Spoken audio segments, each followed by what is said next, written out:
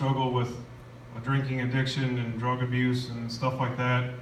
And then as I grew up, he worked several hours throughout the day, worked a 12-hour shift, and then he'd get done with work and then go to SUNY Canton to get his degree. So where do you think that left me? Everyone's like, alone, right? So when I was a kid, I don't know about you guys, but I played a lot of video games. Like I had PlayStation 1. I know for some of you that was before your time. So I'm dating myself a little bit here. But I had PlayStation 1. I was playing Crash Bandicoot all the time. And I was playing that game a lot. And I was playing Spyro. And I was having a great time, right? And I watched anime. And I was having a good old fun time. Yeah, I know some of you probably, maybe you know about it, maybe you don't. So it left me alone to kind of be by myself. I had a good relationship with my mom because she stayed at home to take care of me. But at the end of the day, there's only so much that one parent can do. And my dad would come home, he'd struggle with some of the things that I mentioned earlier, and that caused them to fight a lot. And who here likes fighting? If you do, go into UFC or become a lawyer. Yeah, I see you went. I personally don't like arguments. I don't like fighting. I don't like when people yell a lot, which is kind of weird because I yell frequently, but that's because I can't hear anything. I'll get more into that later on. So my parents used to scream at each other all the time. And I'd be a little kid and sitting there watching my parents scream all the time, and I'm like, what am I supposed to do? So I'd run upstairs in my room and play my video games and watch TV and do all this other stuff, but it kind of left me inside of a box. And it also caused me to have a pretty bad relationship with my dad, as I'm sure you all can imagine. Am I losing any of you so far? If I get boring, feel free to let me know. So, after a while, my parents got sick and tired of each other, and around the age of 9, they decided to split up. Right before that happened, my dad's other son, that's where my fourth sibling comes into play, who was being raised by his mom in Colton, New York, stopped coming to the house. Occasionally he'd come, we'd hang out, we'd wrestle. He's my older brother, so he liked to beat up on me a lot. You know, what older brother doesn't like to do that, right? Anybody got an older brother? Yeah, I see a few of you. So he liked to rag on me, but we had a good time. We got closer, and it was all great. But around that same time, he stopped coming over, so I stopped seeing him. And I didn't see him for 4 years after that, actually. So my parents split up, and we started going apartment hopping. I lived all around Massena. I didn't think there was that many parts of Massena. And this was in, the early 2000s. Like when Backstreet Boys were like still the thing. You know what I'm saying? Once again, that might have been before some of y'all's time, but I hear you back there, Whit. So my parents tried to make it happen, but after a while they just couldn't do it. Sometimes things just aren't meant to be, right? Right? Right. I'm going to need a little bit of crowd participation. I'll give you a gold star at the end if you want. I'll even give you a high five and a hug if you want it. I'm a pretty good hugger, so I've been told. It's true. So we can make it happen. It's very true. Sure, for my Seahawks fan up here, I can give you a big hug. I'm a big Seahawks fan myself. So, my parents are arguing, and my parents split up, and we start moving around, and so on and so on. Now here's where the really depressing part comes in. Ooh, it's scary stuff. So, while all this stuff was going on, it caused me to feel pretty lonely. We already identified that, right? And with loneliness comes anxiety and comes depression. I think we've already identified that, right? Yeah. So it left me in a place where I got sick and tired of my parents fighting, and I thought it was all my fault. I thought the whole reason why my parents wanted to split up was because of me. And the whole reason why they didn't want to be with each other, and the whole reason why their marriage fell apart was all my fault. So, I didn't want to be alive anymore. I didn't want to deal with life anymore. I didn't want to be around anymore. I felt like I was such a burden on everybody else around me that life would just be better if I wasn't around. So, I'll spare you the details. but I spent a lot of time thinking about how I was going to end my life. And on certain occasions, came very, very close to ending it. Mind you, I was 11 years old when all this is going on. I'm pretty sure none of you are, around that age, and if you are, I really hope that that's not what you're thinking about. Hopefully you're thinking about how school's about to be over and Christmas is coming up soon, because that's pretty sweet. Yeah. Right? Jesus' birthday. Get an amen with? All right. So at 11 years old, I really, really didn't want to be alive anymore. So my parents recognized that, and I got some help, and they helped me out. But while all that's happening, my mother's sickness all started to kind of really put her in a tough place, and she started a down spiral really, really fast into kind of what we would refer to as a mental breakdown. Eventually, my mother hit a point where she couldn't function in society anymore. So she was put into a home to get some treatment and help. At this time, while I've been dealing with all this over here, my dad got remarried and lives with a new family out in Waddington. And for any of you that have been to Waddington, you know there's like not even a stop sign. There's nothing there, right? Y'all think Massena's boring. Make your way to Waddington. Or you can live where the Ramsdells live. You go play with the chickens or something. No offense, I like your house. Don't tell your dad. So either way, I moved to Waddington, and we already talked about my relationship with my dad, right? Well, time doesn't necessarily heal all wounds as fast as you want them to. And my relationship with my dad got worse and worse and worse, and we'd fight and fight and fight. I already talked about how I don't like fighting, right? Nobody likes to fight. So we'd scream at each other and yell at each other, and I would try to get along with my new family, my stepmom and my stepbrother. That's where my fifth sibling comes into play. And that relationship got a lot better, but my relationship with my dad and I just couldn't work. After about a year or so, my mother got better, praise the Lord, and I moved back in with her into Massena. Now, life got a lot better after that in certain ways, because there's no more fighting, right? Fighting's over, everybody's happy. I live back in Massena. I was in high school. My brother Noah and I used to play in a lot of shows.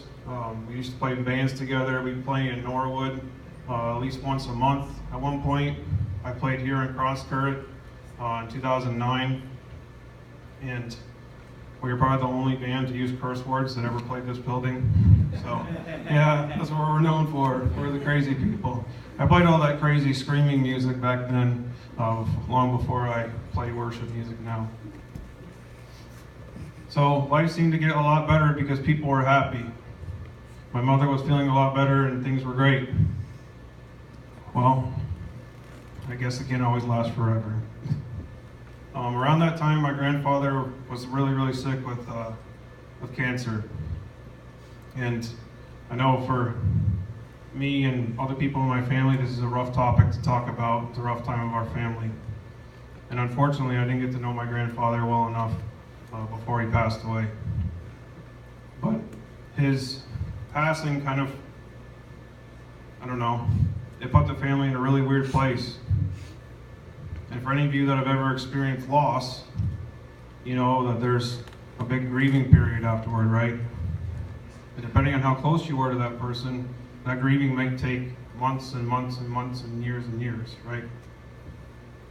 And it all happened at a time where things seemed to be going a lot better. And like I said, in a way they were. But unfortunately, that event happened. I'm going to get more depressing. I'll try to crack in a joke here and there, don't worry. So while all this is happening, I'm playing a lot of music and everything's going great, and my relationship with my siblings is going a lot better, and we're just trying to make everything really, really happy and really, really healthy, right?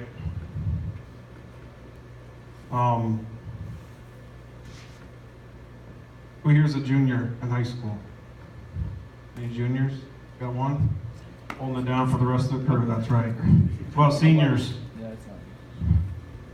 Getting ready to take on the world, huh? Okay. I pick on you guys because I was in your shoes at one point. So, junior year starts. High school is a pretty crazy time. If you haven't been in high school yet, it's kind of, I don't know, you learn a lot about life, you learn a lot about yourself, and you're gonna have a lot of people that are gonna try to tell you how to live it.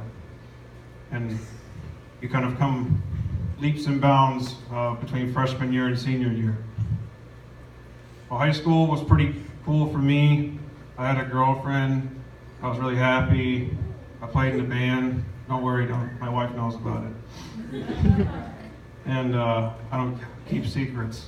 There's marriage lesson number 1. Don't keep secrets. It's true. She'll find out, right? Women always find out, right? Never keep Mind you, this is before Facebook. They still had a way. All right. So my junior year starts. I'm 15 years old when I'm a junior. And for those of you that are counting, that's 10 years ago. And my junior year had just started. Yeah, I know I'm pacing a lot. Pace it up. My junior year started. It's all fun and games, and it's back when the mall was like, you know, actually a place to hang out. Yeah. It didn't just have like, you know, a place to buy burgers, like glorified restaurant. It was actually a place to hang out. Back when the arcade was still like big and booming. You guys remember that? Oh yeah. Rock and skate. Remember all that fun times? Annie Ann's was still open. Yeah, no? Nobody remembers that? I do. Hey, come on. Okay, some people do. Some people miss Annie Ann's. I do. So, the first weekend of my junior year, I wake up at 8:30 in the morning. I go back to bed because I was 15 years old and 8:30 was just too early for me, right? Mm-hmm. We don't like to wake up at 8:30. I still don't. And the military was like, no, you're gonna wake up at 5. I'm like, sorry, ain't gonna happen. I ain't living that life. Well, I did. So, I got over it. So I went back to bed. I woke up at 9:30. And I lived in a tiny apartment on the other side of town. And I could see from my room into my mom's room, and I had to go into my mom's room to go to the bathroom. And I look down the hallway, and I walk close to my mother's room, and I see that my mom's on the floor. And I'm like, this is awfully strange. I say, Mom, wake up. And I did not receive a reply back. So I went down and tried to see what my mother looked like. I'll spare you guys the details. So I was pretty scared. So I immediately ran to the phone. I didn't want to call 911. So I called my dad. My stepmom answers the phone. I said, my mom's not breathing and she's on the ground. She said, call 911. Well, I guess when you get told to do it, it's a lot easier.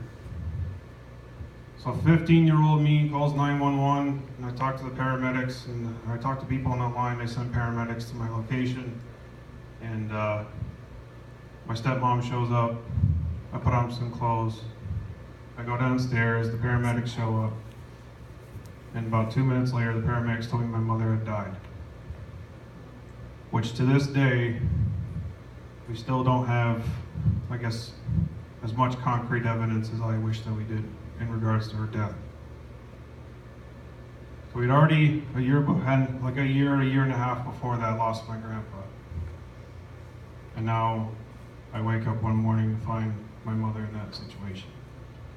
And my mom was my closest parent, as we all remember me talking about, right? So what do you think it did to me? Anybody? Probably makes me pretty upset, depressed, sad, all the things in the world that you could possibly think of if you woke up one morning to find your parent dead. So I go to live with my dad again. We all remember what I talked about last time, right? And I don't want y'all to think that this whole message is just me slamming my dad. I love the guy to death, and I have a halfway decent relationship with him now. So, I go to live with my dad. I'm a junior in high school, as I mentioned, and I try to get through and grieve the best way that I can. My dad's other son had already joined the military. He graduated a year before I did out of Colton Pierpont School. And my dad pushed really hard for the military. And before he did that, in my summer in between my junior and senior year, which for some of you you've already experienced and for some of you you will, it's kind of a big time because you have to wonder what you're going to do on the other side of that school year, right? Not just because your parents are going to come in and say, hey, what are you going to do when you graduate? But you want to know, what's my life going to be like when I graduate? And I tell you, graduation is one day I'm a student, the next day I walk down the aisle, I grab a piece of paper, I shake someone's hand, and now I'm no longer a student. Now what do? Your whole life changes just like that. So you kind of have to have a plan, right? Plans are good. Don't try to plan too much though, because it'll make your head spin. Not actually spin. If that actually happens, go see a doctor. But so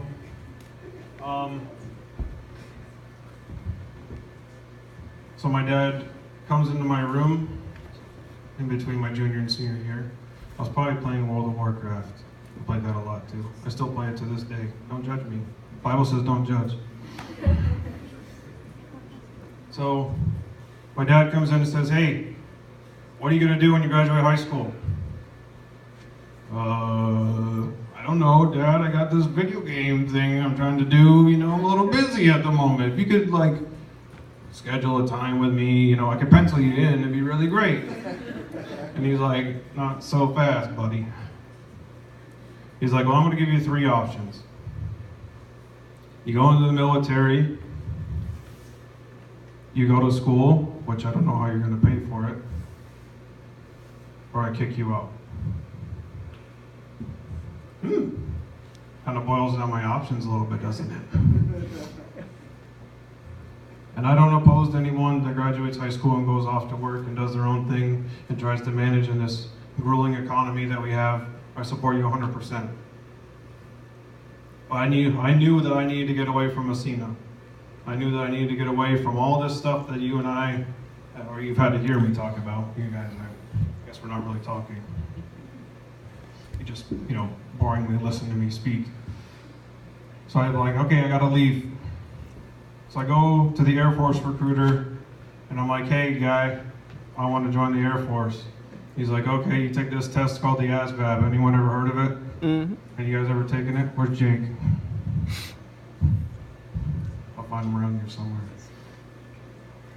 So you gotta take the ASVAB. There he is. Okay. There he is. Go Army. We finally beat the Navy after 15 years. All right, that was a side note. So I go to join the Air Force. He has me take the test. I do really bad on the test. I don't know about you guys, but I'm not a really good test taker. And if I don't have a coffee or a Red Bull in my hand, I'm gonna fall asleep. And I'm just, same way in high school, same way, not so much in college, but I was pretty bad back then. So my grades, my score wasn't good enough, so I go and knock on the Army's door, and they say, yeah, that's cool. Your scores are good enough for us. What do you want to do? And I name off 3 jobs. I say, I want to be an MP, a translator, or I want to work with computers. And he's like, you got a really bad test score. You think we're going to make you work with computers and stuff? And I'm like, I don't know, believe in me and stuff. And, ladies and gentlemen, the Army doesn't work like that, I'm going to tell you right now. So I go down to Syracuse where they have the processing station, and they said, well, we have this job called Human Intelligence Collector, and for people like me and probably most of you, you're like, what does that mean? That means that I did what's known as interrogations and debriefings of foreign nationals and U.S. government personnel. Essentially, I talked to people through several different methods, obtained information, then I told the government about it. Whatever they did beyond that is beyond me.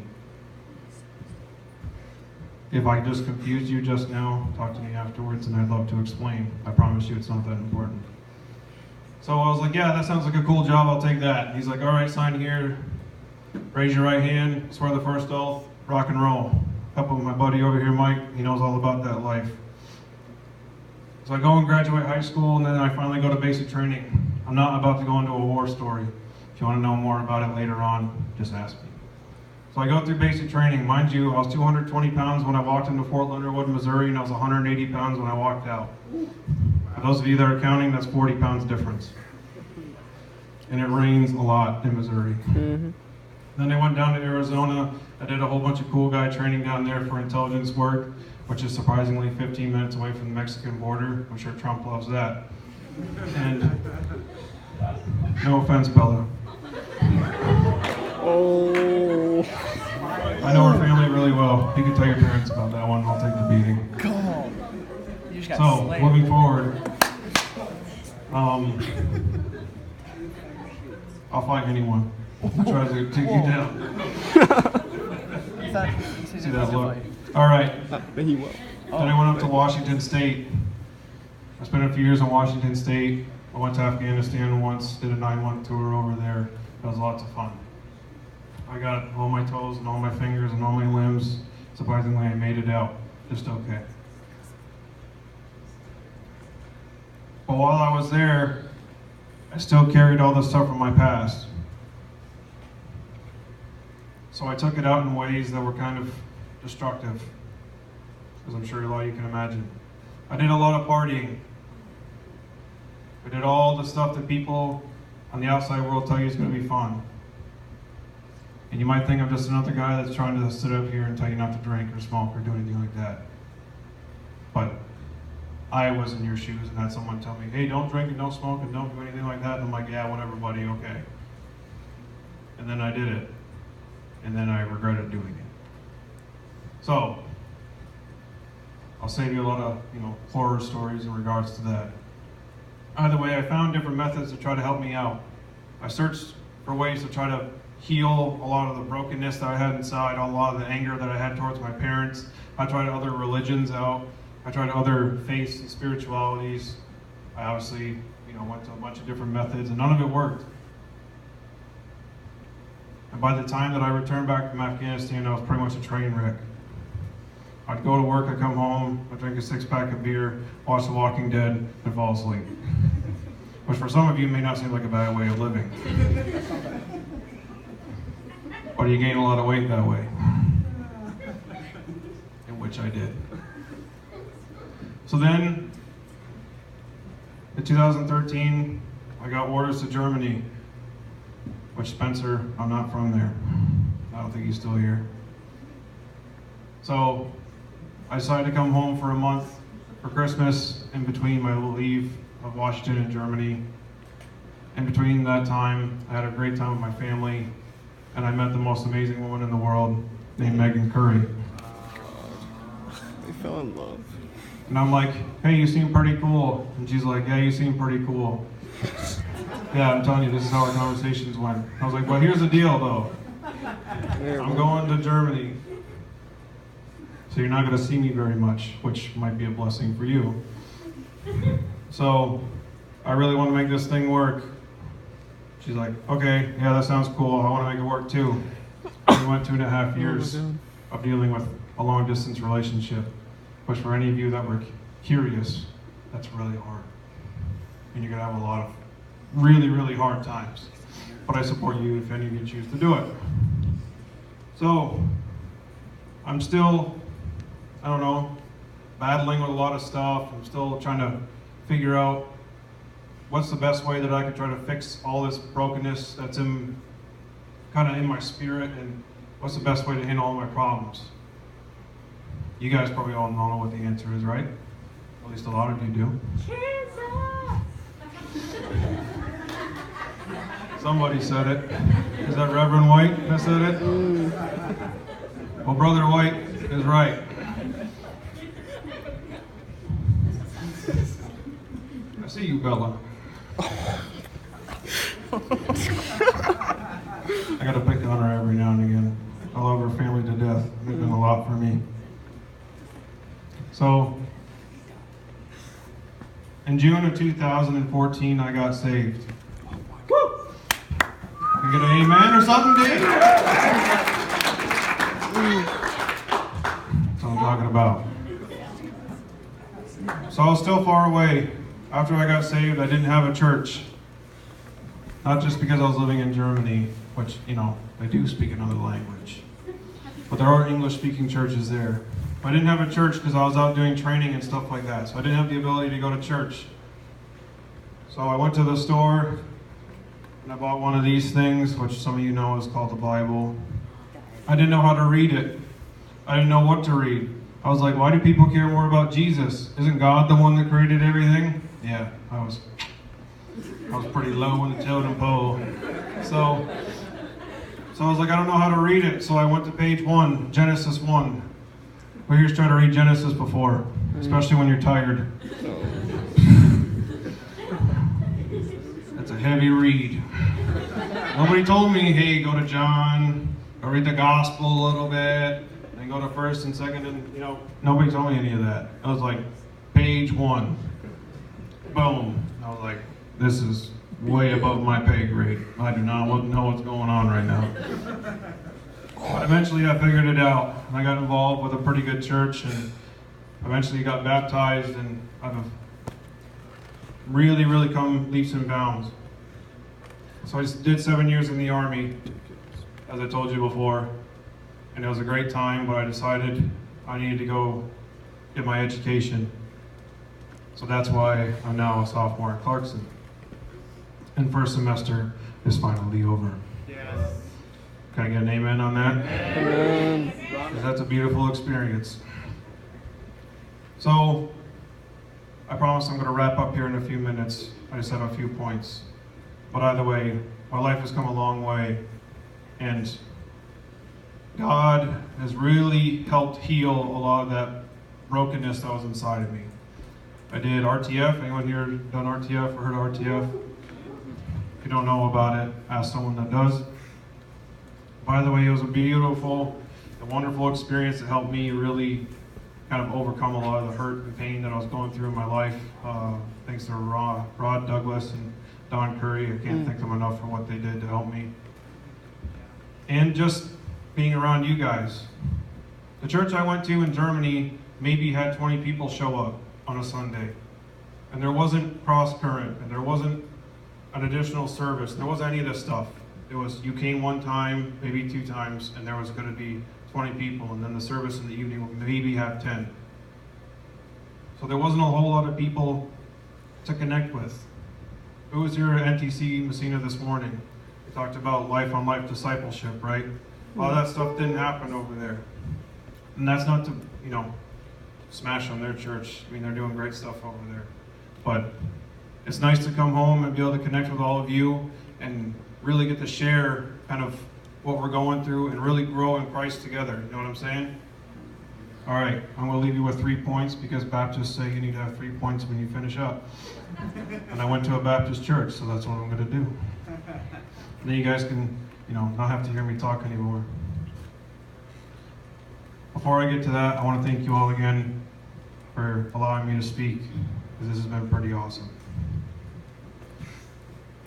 So the first point that I'm going to leave you with is that you are loved, and you are accepted, and you're not alone. Sometimes the world's really going to try to bring you down. I see what you guys are doing right there. The world is going to have a lot of really bad situations. There's going to be a lot of stuff thrown at you. How does that verse go? No weapon formed against me. You all remember that one? I have it in my notes somewhere. For any of you that have been going to our church for a little while, there's some people in our church that have some pretty big and ugly weapons that are formed against them right now. And there's a lot of people that seem legitimate that are telling them that they're the bad guy. I'm sure I don't need to give you any further details for you to figure it out.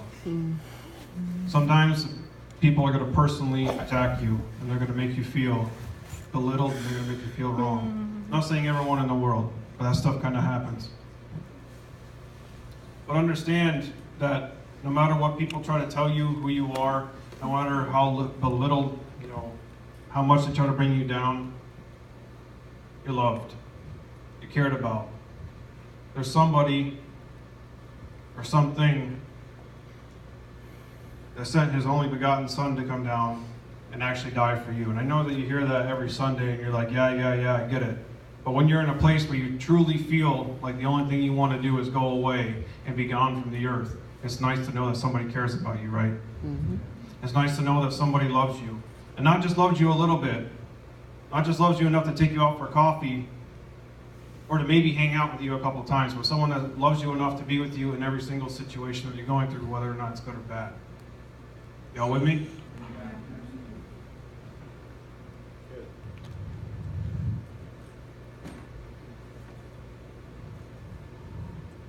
Making sure I got my notes up here. I'll give you one verse in regards to that. Zephaniah 3:17 says, "The Lord your God is in your midst, a mighty one who will save. He will rejoice over you with gladness. He will quiet you by his love. He will exalt you with loud singing." Kind of weird that the person or the being that created the entire universe cares enough to know that I'm happy, or cares enough to know that I actually am having a good day. Mm. That's pretty great, right? Mm-hmm. Oh, yeah. I don't even know if my own wife cares if I have such a great day. She does. No offense to Megan. She does. But she's going to have a bad day, right? And there's going to be times where we're going to bicker with each other over probably nothing. But at the end of the day, God's always going to love you. And not only is he going to love you, but he's going to get right down to the issue if you did something wrong. He's not going to belittle you. He's not going to make you feel like you're worthless. He's not going to make you feel like you're nothing. There might be people in the world that will do that to you. But he cared enough about you to say, you know what? Even if you did do something wrong, I want to help you make it better. Y'all with me? Yeah. I got 2 more points, then I'll leave you alone. Second is forgiveness. As going along with people that might hurt you, it might be easier for you to hold on to anger. It might be easier for you to be mad at people. I spent a long time with my brother Noah and I not talking to each other. We were angry about a lot of stuff. And we both felt very justified in our own right, and we probably were. But at the end of the day, we're tearing down our family by not talking to each other and by not forgiving each other. There's going to be people in your life, like some people in mine, that do things that just completely tear you down. And I hope that it doesn't happen to you, but it might. And I challenge you to forgive them. Christ forgave you, right? Mm-hmm. That might be pretty bold. But really think about it. Think about someone who's really done you wrong, even if it was for no reason, even if you didn't deserve it. And think about if you could forgive that person. You with me? Yep. I got one more point, then I'll leave you alone. Don't be afraid to be who you are. I spent a long time trying to be somebody else. I was trying to like the things that all my friends liked. I spent a lot of time trying to, be into the type of music that they liked, or if they liked this type of working out, then I needed to like that, or if they liked this type of clothes, then I needed to like it. If they liked this sports team, then I needed to like it. If they thought that this one religion was cool, then I needed to like that. Y'all picking up what I'm putting down? Yep. But God didn't create you to be like everybody else. He created you to be exactly the person that you are. He created you as unique as his mind could possibly imagine, which is something that we'll never truly understand, I suppose. So don't live your life trying to appease other people. And don't live your life trying to, make other people happy. Be a good person, do the right thing, go out of your way to make people happy. But if someone's trying to get you to just jump on their boat and make you feel bad for not liking exactly what they like or being like them, and don't deal with it. Y'all picking up what I'm putting down? Yes, sir. Proverbs 1:10 says, "My son, if sinful men entice you, do not give in to them." Follow my example as I follow the example of Christ, 1 Corinthians 11:1. Don't be afraid to believe in God. Don't be afraid to be a Christ follower. There's a lot of people in the world who are going to tell you that that's the wrong way to believe, or science says this, physics can't prove that God's real. How do you know that the sea was really parted? How do you know all this stuff? How could you believe in something that you can't see? I don't know about you guys, but I've truly felt Christ in my life. You know that feeling that you get, whether it's during worship or during prayer or just in the middle of the day, where you really feel like somebody's with you? Where you had a really bad situation happen and you really managed to get out of it, you know, with all your fingers and all your toes?